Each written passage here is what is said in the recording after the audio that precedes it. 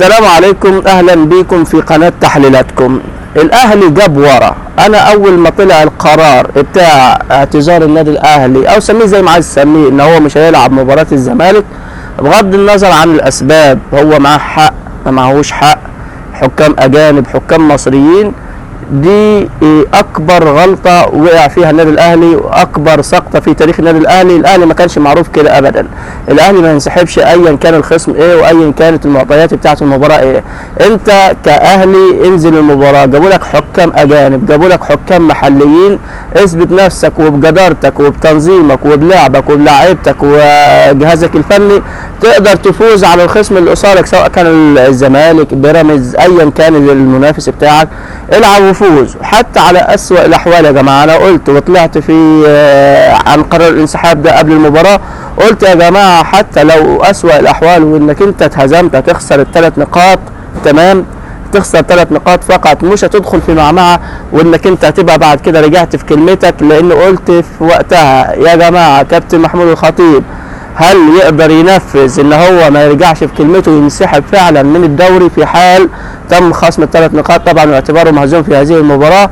في حاله ان هو هينفذ الكلمه ماشي، تعظيم سلام يا باشا، وانت كده لا غبار عليك ولا يشق عليك غبار زي ما بيقولوا، وهتنسحب من البطوله ونشوف كلمه مين اللي هتمشي والدوري هيبوظ. ولكن انك انت تهدد انك انت مش هتكمل الدوري وترجع بعد كده، قلنا ايا كانت الاسباب وايا كانت المبررات اللي هتطلع تقولها كابتن محمود او اللي يطلع يقولها مجلس الاداره بتاعت النادي الاهلي مش مقبوله ومرفوضه شكلا ومضمونا وشكلا وموضوعا من جماهير النادي الاهلي. ما تجيش انت تنسحب من مباراه الزمالك وتقول انا مش هلعب غير بحكام اجانب، وفي حال عدم احتساب النقاط طبعا او اعتباري مهزوم في اللقاء انا كده مش هكمل الدوري وبهدد ومش عارف ايه والكلام الفاضي، وترجع بعد كده تقول لنا والله ما عارفش حصل ايه، ده في نقطه فنيه، ده مش عارف ايه، ده يحصل كاني، ده يحصل ماني، لازم نلعب المباراه اللي بعديها ونكمل الدوري عادي وكان شيئا لم يكن.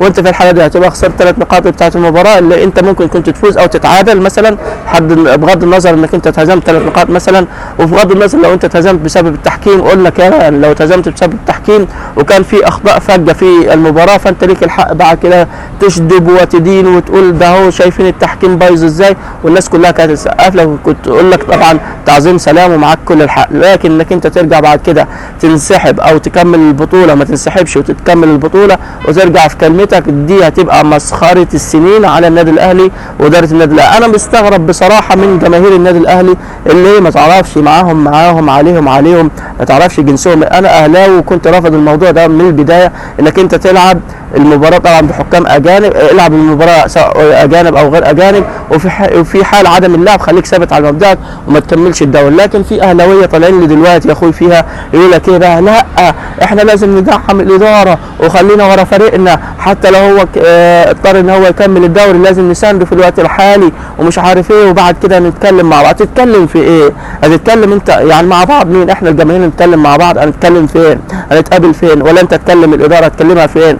هتقابلها فين بعد ما انت خسرت 3 نقاط وهتخسر منك 3 نقاط، ودلوقتي وسعت الفارق بينك وبين بيراميدز واديت فرصه ذهبيه لبيراميدز ان هو طبعا ياخد اول لقب دوري ليه اللي هي اصلا كانت بعيده. انت المصري تعادل مع بيراميدز، لو انت لعبت مباراه الزمالك كان ممكن تفوز بسهوله طبعا، انت مش هتلعب بريال مدريد ولا برشلونه، تمام، وبعدين السكواد بتاعك انت احسن من الزمالك بمراحل. والله افرض انت لعبت المباراه وتعادلت، كان هيبقى لسه المباراه اللي جايه بينك وبين بيراميدز، هو تعادل طبعا مع المصري، هتفوز عليها تبقى خلاص انت قربت على الصداره، وانت طبعا لو صدرت مش هتنزل تاني. لكن دلوقتي انا سامع الاهلاويه بقى اللي بيقول لك ايه عليهم لا لازم نساند الاداره، لازم مش عارف ايه، نقف مع قرارات الاداره. تقف معاهم ايه؟ هم قالوا هننسحب مش هنكمل الدوري في حال عدم احتساب مباراه الزمالك طبعا كخساره يعني، والكلام ده كله تحتسب كخساره يعني النادي الاهلي.